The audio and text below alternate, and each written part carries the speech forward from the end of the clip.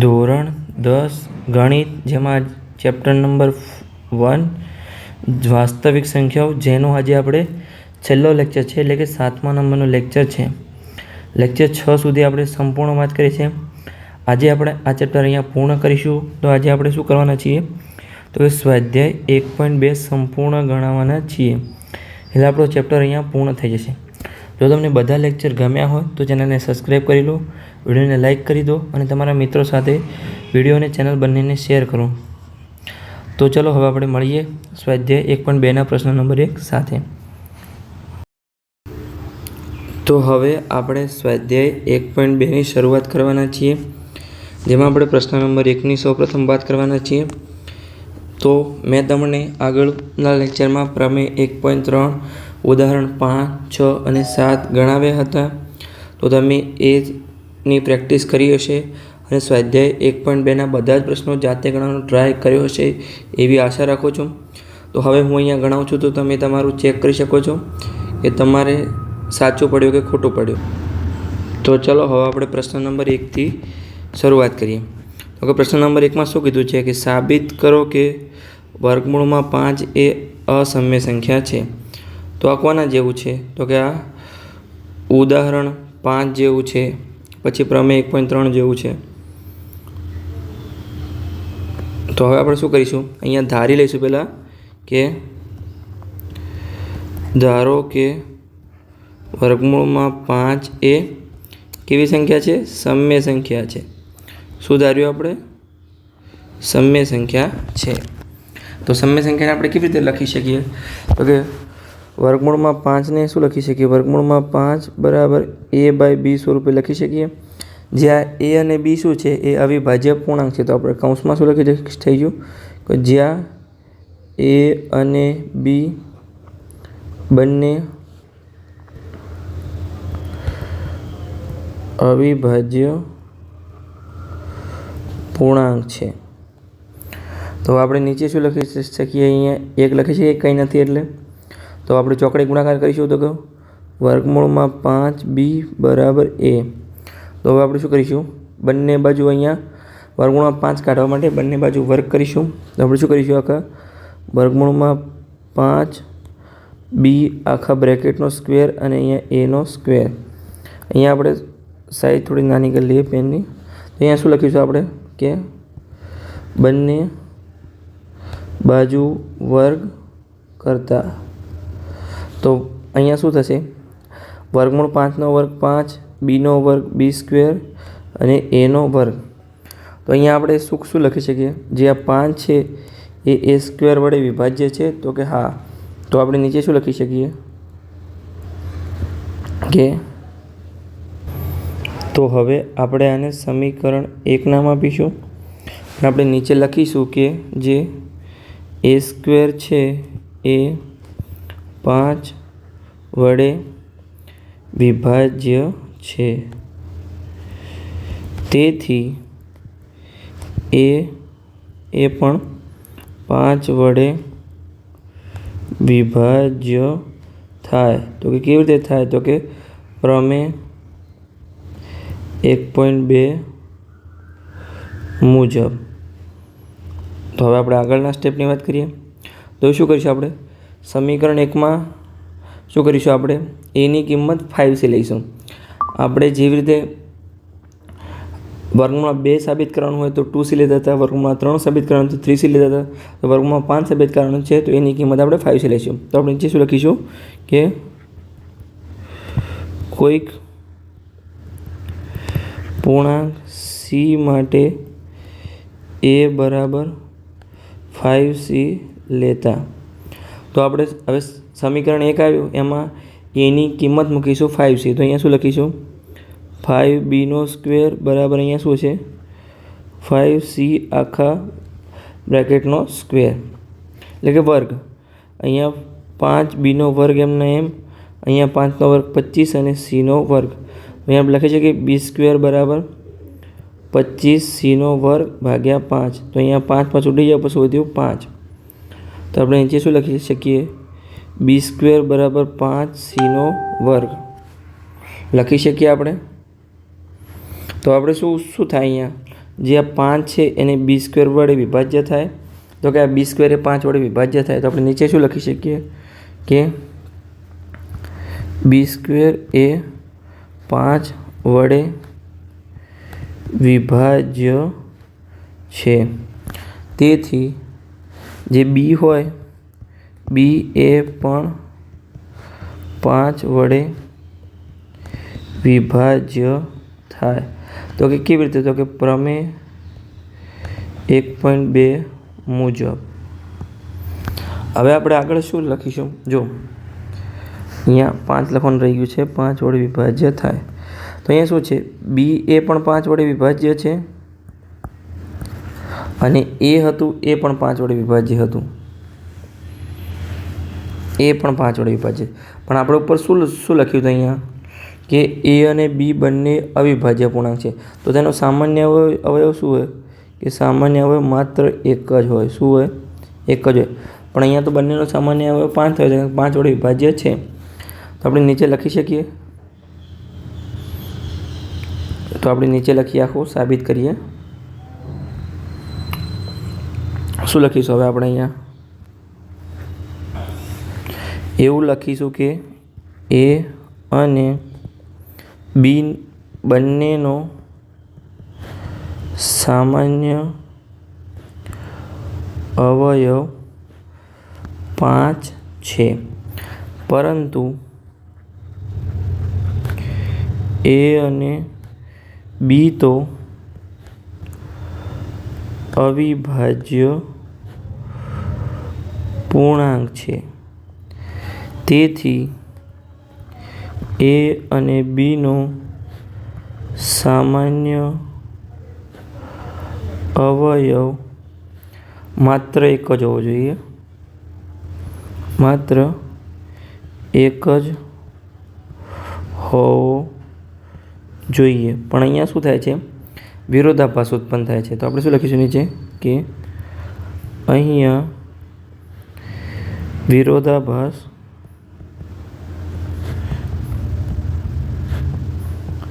ઉત્પન્ન થાય છે. તેથી આપણી ધારણા ખોટી છે. કઈ ધારણા ખોટી છે? કે વર્ગમૂળમાં 5 એ સમય સંખ્યા છે. એ આપણી ધારણા ખોટી છે. તો આપણે અહીંયા નીચે લખી શકીએ કે તેથી વર્ગમૂળમાં 5 એ સમય સંખ્યા નથી. તો તેથી વર્ગમૂળમાં 5 એ અસમ્ય સંખ્યા છે. તો અહીંયા સાબિત થઈ ગયું સંપૂર્ણ રીતે. તમને ફરીથી સ્ટેપ બાય સ્ટેપ સમજાવું છું, તમે જોતા રહો. જો અહીંયા પહેલાં શું કર્યું આપણે કે આપણે વર્ગમૂળમાં 5 છે ને અસમ્ય સંખ્યા સાબિત કરવાનું હતું.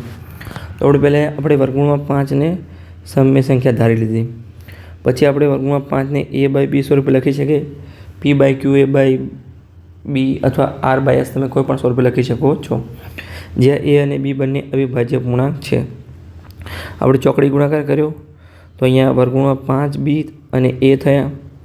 પછી આપણે બંને બાજુ વર્ગ કર્યો તો આપણને શું મળ્યું? 5b² અને a².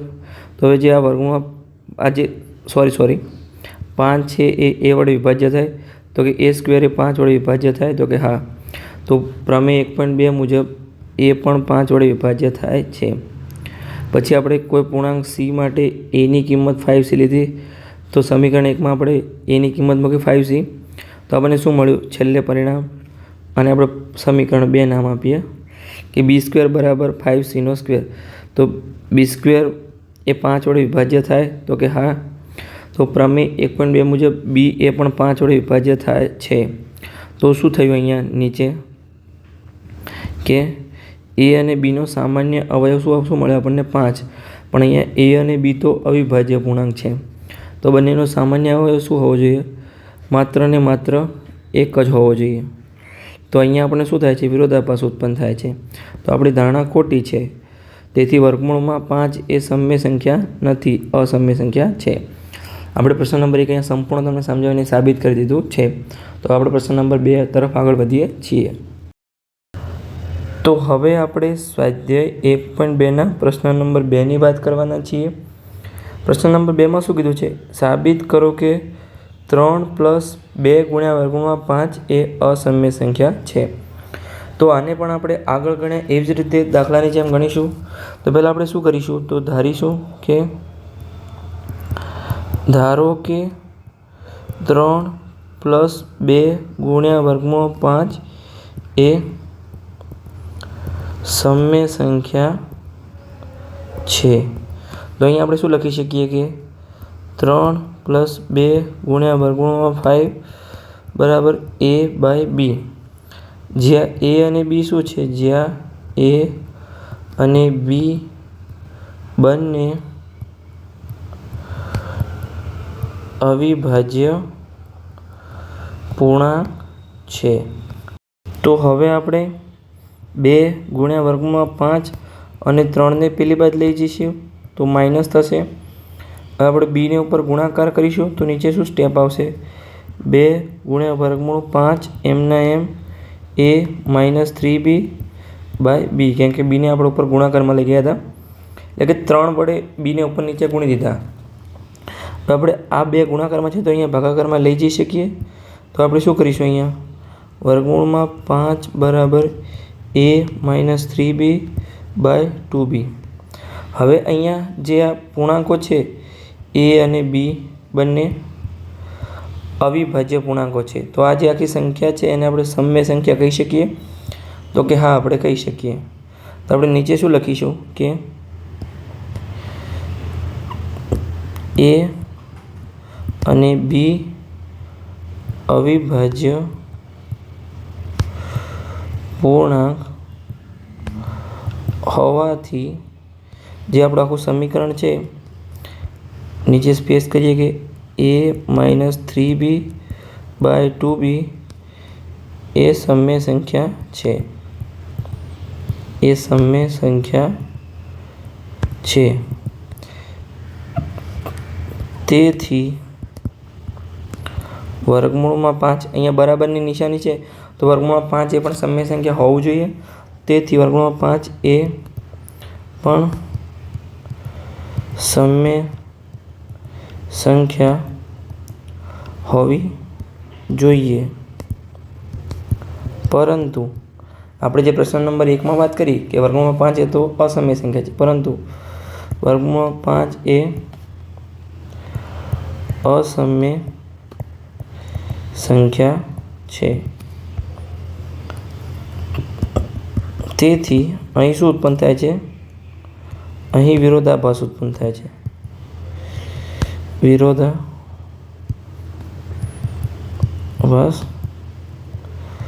ઉત્પન્ન થાય છે. તો વિરોધાભાસ ઉત્પન્ન થાય, તેથી અહીંયા વર્ગમૂળમાં શું છે? આપણી જે સંખ્યા શું હતી? 3 + 2 × વર્ગમૂળમાં 5 એ સમ્ય સંખ્યા નથી. તો એ કેવી સંખ્યા છે? તો તે અસમ્ય સંખ્યા છે. તેથી 3 + 2 × વર્ગમૂળમાં 5 એ અસમ્ય સંખ્યા છે. આખું આપણે સાબિત થઈ ગયું. ફરી તો તમને બતાવું છું સ્ટેપ બાય સ્ટેપ. તો કે પહેલાં આપણે શું કર્યું? સૌથી પહેલાં તો જે આપણે 3 + 2 × વર્ગમૂળમાં 5 એ અસમ્ય સંખ્યા સાબિત કરવાનું હતું, તો તેને આપણે સમ્ય સંખ્યા ધારી લીધી. પછી આપણે a/b સ્વરૂપે દર્શાવ્યું, કેમ કે સમ્ય સંખ્યાને આપણે દર્શાવી શકીએ જ્યાં a અને b બંને અવિભાજ્ય પૂર્ણાંક છે. પછી આ 3ને આપણે પેલી બાજુ લઈ ગયા તો માઇનસમાં ગયા. હવે બીને છે અહીંયા પણ ગુણાકારમાં લઈ ગયા તો 3b થયા અને કોમનમાં નીચે b આવી ગયા. આ 2ને આપણે અહીંયા ભાગાકારમાં લઈ શકીએ, ગુણાકારમાં છે આ સાઈડ, એટલે તો આપણું શું સમીકરણ 1 શું મળે? અને આપણે સમીકરણ 1 નામ આપીએ આખું. તો હવે અહીંયા જે આ a અને b બંને શું છે? તો કે અવિભાજ્ય પૂર્ણાંક છે. શું છે? અવિભાજ્ય પૂર્ણાંક હોવાથી આખું જે સમીકરણ છે a - 3b/2b એ આખું સમ્ય સંખ્યા છે. તો જે અહીંયા બરાબરની નિશાની છે તો વર્ગમૂળમાં 5 એ પણ સમ્ય સંખ્યા હોવું જોઈએ. આપણે નીચે અહીંયા શું લખ્યું છે કે તેથી વર્ગમૂળમાં 5 એ પણ સમ્ય સંખ્યા હોવી જોઈએ, પરંતુ વર્ગમૂળમાં 5 એ અસમ્ય સંખ્યા છે. આપણે આગળના પ્રશ્નમાં જ સાબિત કર્યું. તેથી અહીંયા વિરોધાભાસ ઉત્પન્ન થાય છે. તેથી 3 + 2 × વર્ગમૂળમાં 5 એ સમય સંખ્યા નથી. તેથી એ અસમય સંખ્યા છે. અહીંયા આપણે સંપૂર્ણ સાબિત કરી દીધું છે. આખો પ્રશ્ન નંબર 2 પૂરો. તો આપણે પ્રશ્ન નંબર 3 તરફ આગળ વધીએ છીએ. જો તમને લેક્ચર સારો લાગ્યો હોય તો તમારા મિત્રો સાથે શેર કરો, વિડીયોને લાઇક કરો અને ચેનલને સબસ્ક્રાઈબ કરો. હવે આપણે પ્રશ્ન નંબર 3ની વાત કરવાના છીએ. એટલે કે નીચે દર્શાવેલ સંખ્યા અસમય છે તેવું સાબિત કરો. એમાં આપણને 3 સમ આપ્યા છે. આપણે 3 સાબિત કરીશું અહીંયા. તો તમે જોડાયેલા રહો. આપણે પહેલાં આપણે જે વર્ગમૂળમાં 1/2 છે તેને સાબિત કરવાના છીએ. તો આપણે એમાં પહેલાં શું લખીશું? પહેલાં આપણે સમય સંખ્યા તરીકે ધારીશું. તો આપણે નીચે અહીંયા શું લખીશું? 8 દી અહીંયા પણ આપણે પહેલો સમજ ગણીએ છીએ એવું તમે સમજી લેજો. અહીંયા શું લખીશું કે ધારો કે 1/2 એ સમય સંખ્યા છે. તો આપણે શું લખી શકીએ કે 1/2 બરાબર a/b, જ્યાં a/b શું છે? જ્યાં a અને b બંને અવિભાજ્ય પૂર્ણાંક છે. તો આપણે નીચે અહીંયા શું આ બંનેનો ચોકડી ગુણાકાર કરી શકીએ. તો શું થશે અહીંયા ચોકડી ગુણાકારમાં? જે b અહીંયા 1ના ગુણાકારમાં જશે અને વર્ગમૂળમાં 2 એ a ના ગુણાકારમાં જશે. અહીંયા થોડું આપણે ઉપર લખીએ કે b બરાબર વર્ગમૂળ 2 × a. અહીંયા વર્ગમૂળ 2ને કાઢવા આપણે બંને બાજુ વર્ગ કરીશું. અહીંયા શું કરીશું? અહીંયા bનો વર્ગ એમને એમ આખા બ્રેકેટનો વર્ગ કરીશું. વર્ગમૂળમાં 2 × aનો વર્ગ. અહીંયા આપણે શું લખીશું કે બંને બાજુ વર્ગ કરતા આપણે આગળ વધીશું. તો અહીંયા શું કરીશું? bનો વર્ગ એમને એમ વર્ગમૂળ 2નો વર્ગ 2, કારણ કે વર્ગમૂળ નીકળી જાય, અને aનો વર્ગ. તો અહીંયા જે b² છે એ 2 વડે વિભાજ્ય થાય. તો આપણે નીચે શું લખી શકીએ કે b² એ 2 વડે વિભાજ્ય થાય છે. તો અહીંયા શું લખી શકીએ કે b એ 2 વડે વિભાજ્ય છે. અહીંયા વિભાજ્ય થાય ને વિભાજ્ય છે. નીચેલામાં થાય લખી શકાય. અહીંયા તો છે, દેખાય જ છે વિભાજ્ય થાય. તો કે કેવી રીતે થાય? તો કે પ્રમેય 1.2 મુજબ. તો આપણે શું લખી શકીએ નીચે? અહીંયા ધારો કે આપણે શું લખીશું કે કોઈક પૂર્ણાંક c માટે અહીંયા શું લખીશું? b બરાબર 2c લઈશું. અહીંયા આપણે a લેતા હતા, પણ અહીંયા આપણને શું મળ્યું? અહીંયા એની જગ્યાએ b આવ્યા છે. b વડે વિભાજ્ય છે, તો આપણે bની કિંમત લઈશું. હવે તો b બરાબર 2c લેતા તો હવે આપણે શું લઈશું? અહીંયા જે સમીકરણ 1 હતું અહીંયા એમાં bની કિંમત મૂકીશું. તો આપણે શું મૂકીશું? અહીંયા કે જે bનો વર્ગ હતો એની જગ્યાએ શું લખીશું? 2cનો વર્ગ બરાબર a 2aનો વર્ગ. તો એ નીચે શું આવશે આન્સર? કે 4cનો વર્ગ બરાબર 2aનો વર્ગ. તો અહીંયા aનો વર્ગ એમને અહીંયા આપણે પેલી સાઈડ લઈ જઈએ તો કે 4cનો વર્ગ છે એના ભાગ્યા 2. આ 2ને આપણે ભાગાકારમાં લાવ્યા છીએ. તો હવે 2 ઉડી જાય, 2 વધશે. તો a² બરાબર શું થશે? 2cનો સ્ક્વેર છે. તો આ a² છે એના વર્ગ એ 2 વડે વિભાજ્ય થાય. તો કે હા. તો આપણે નીચે લખી શકીએ કે a વર્ગ એ 2 વડે વિભાજ્ય છે. તેથી એ પણ 2 વડે વિભાજ્ય થાય. તો કે કેવી રીતે? તો કે પ્રમેય 1.2 મુજબ. તો આપણે અહીંયા નીચે શું કરીશું? હવે આપણે અહીંયા એના સામાન્ય અવયવ a અને bનો સામાન્ય અવયવ શું હોવો જોઈએ? એક અને માત્ર એક. કેમ? તો કે અહીંયા આપણે તમને દરેક પ્રશ્નમાં મેં કીધું છે કે a અને b બંને શું છે? અવિભાજ્ય પૂર્ણાંક છે. પણ અહીંયા બંનેનો સામાન્ય શું મળે છે? 2 મળે છે. તો આપણે નીચે શું લખીશું? તે નીચે આપણે થિયરી લખી દઈશું કે A અને Bનો સામાન્ય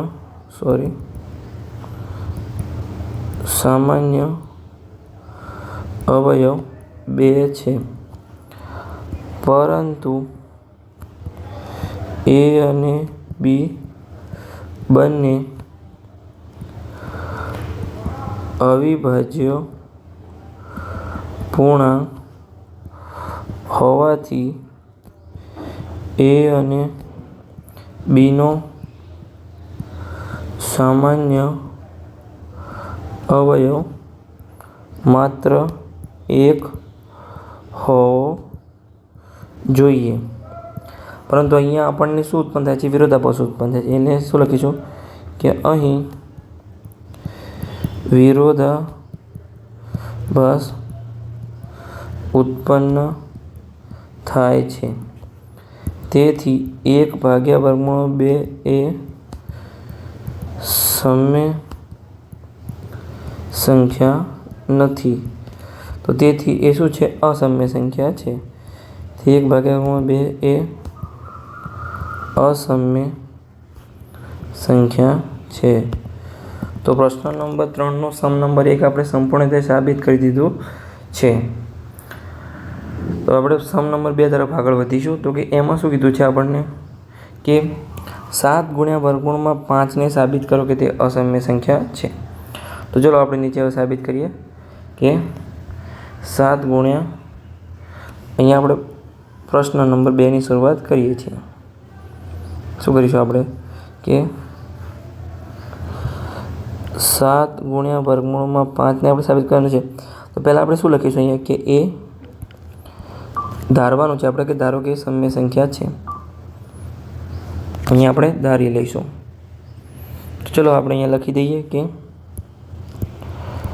ધારો કે 7 ગુણ્યા વર્ગમૂળમાં 5 એ સમય સંખ્યા છે. તો આપણે શું લખી શકીએ કે 7 ગુણ્યા વર્ગમૂળમાં 5 બરાબર A/B. વર્ગમૂળમાં 5 એમને આપણે અહીંયા 7ને નીચે ભાગાકારમાં લઈ જઈ શકીએ? તો કે હા. તો આપણે શું લખીશું કે વર્ગમૂળમાં 5 બરાબર A/7B. અહીંયા A અને B બંને અવિભાજ્ય પૂર્ણાંક હોવાથી જે આખું સમીકરણ છે એ સમય સંખ્યા થાય? તો કે હા. તો આ પણ સમય સંખ્યા હોવું જોઈએ? તો કે હા. પણ વર્ગમૂળમાં 5 એ સમય સંખ્યા નથી, જે આપણે પ્રશ્ન નંબર 1માં સાબિત કર્યું. તો આ ધારણા આપણી ખોટી પડે છે અને તે જે આપણું સંખ્યા આપે છે એ સમય સંખ્યા નથી, અસમય સંખ્યા છે. તો આપણે નીચે હવે થિયરી લખી દઈએ કે A અને B બંને અવિભાજ્ય પૂર્ણાંક હોવાથી A/7B એ સમય સંખ્યા છે. આપણે નીચે લખી શકીએ કે તેથી વર્ગમૂળમાં 5 એ પણ સમય સંખ્યા હોવી જોઈએ, પરંતુ વર્ગમૂળમાં 5 એ અસમ્ય સંખ્યા છે. તો અહીંયા શું થાય છે? વિરોધાભાસ ઉત્પન્ન થાય છે. અહીં વિરોધાભાસ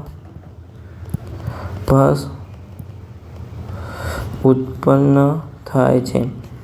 તો શું લખી શકીએ કે 7 ગુણ્યા વર્ગમૂળમાં 5 તેથી એ સમય સંખ્યા નથી. તેથી કેવી સંખ્યા છે? અસમ્ય સંખ્યા છે. કે 7 ગુણ્યા વર્ગમૂળમાં 5 એ અસમ્ય સંખ્યા છે. તો આપણો પ્રશ્ન નંબર 3નો સમ નંબર 2 પણ અહીંયા આપણે સાબિત કરી દીધું છે. સાબિત થઈ ગયું 7 ગુણ્યા 5. તો આપણે છેલ્લો સમ આ ચેપ્ટરનો હવે આપણે શું કરવાનું છે? 6 પ્લસ વર્ગમૂળમાં 2ને તે અસમ્ય સંખ્યા છે તેવું સાબિત કરવાનું છે.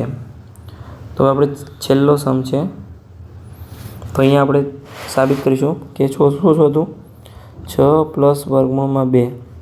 તો આપણે શું સાબિત કરીશું અહીંયા કે ધારો કે 6 પ્લસ વર્ગમૂળમાં 2 એ સમ્ય સંખ્યા છે. તો આપણે નીચે શું લખી શકીએ કે 6 પ્લસ વર્ગમૂળમાં 2 બરાબર a/b. તો અહીંયા આપણે વર્ગમૂળમાં 2 એમને 6 પેલી સાઈડ જશે તો માઇનસ થશે. હવે આપણે બીનો ઉપર નીચે ગુણાકાર કરીશું તો શું થશે a - 6b ભાગ્યા b. તો અહીંયા a અને b અવિભાજ્ય પૂર્ણાંક હોવાથી આ જે આખું છે એ સમ્ય સંખ્યા છે, તેથી આ પણ સમ્ય સંખ્યા હોવું જોઈએ. પણ વર્ગમૂળમાં 2 સમ્ય સંખ્યા નથી, તેથી વિરોધાભાસ ઉત્પન્ન થાય છે. તેથી આખું જે આપણે સંખ્યા આપી હતી 6 પ્લસ વર્ગમૂળમાં 2 એ અસમ્ય સંખ્યા છે. તો આપણે હવે થિયરી લખી દઈએ છીએ. અહીંયા શું થિયરી લખીશું આપણે કે a અને b બંને અવિભાજ્ય પૂર્ણાંક હોવાથી a - 6b ભાગ્યા b એ સમ્ય સંખ્યા છે. તેથી વર્ગમૂળમાં 2 એ પણ સમ્ય સંખ્યા હોવી જોઈએ, પરંતુ વર્ગમૂળમાં 2 એ અસમ્ય સંખ્યા છે. આગળ આપણે સાબિત કર્યું એવી રીતે સંખ્યા છે. તો આપણે અહીંયા નીચે શું લખી શકીએ કે અહીં વિરોધાભાસ ઉત્પન્ન થાય છે. તેથી શું લખી શકીએ કે 6 પ્લસ વર્ગમૂળમાં 2 એ સમ્ય સંખ્યા નથી. તેથી 6 પ્લસ વર્ગમૂળમાં 2 એ અસમ્ય સંખ્યા છે. અહીંયા આપણું ત્રીજા નંબરનો સમ પણ પૂર્ણ થાય છે અને અહીંયા આપણું ચેપ્ટર નંબર 1 પણ પૂર્ણ થાય છે. ચેપ્ટર નંબર 1ના આપણે 7 લેક્ચર લીધા છે. તો તમારે રેગ્યુલર લેક્ચર જોવા હોય તો તમે પ્લેલિસ્ટમાં જશો તો ત્યાં તમને લેક્ચર મળી જશે. બધા 1, 2, 3, 4, 5, 7, 6 તમને બધા લેક્ચર રેગ્યુલર મળી જશે. અને આના પછી આપણે ચેપ્ટર નંબર 2 સ્ટાર્ટ કરવાના છીએ, જેનું નામ છે બહુપદી. તો તમે ચેનલ સાથે જોડાયેલા રહો, ચેનલને સબસ્ક્રાઈબ કરી લો. અને જો તમને બધા જ વિડીયોમાં સમજણ પડી, બધા લેક્ચર સારા લાગ્યા હોય તો વિડીયોને તમારા મિત્રો સાથે પણ શેર કરો. તો ચલો હવે મળીએ આપણે નેક્સ્ટ ચેપ્ટરમાં.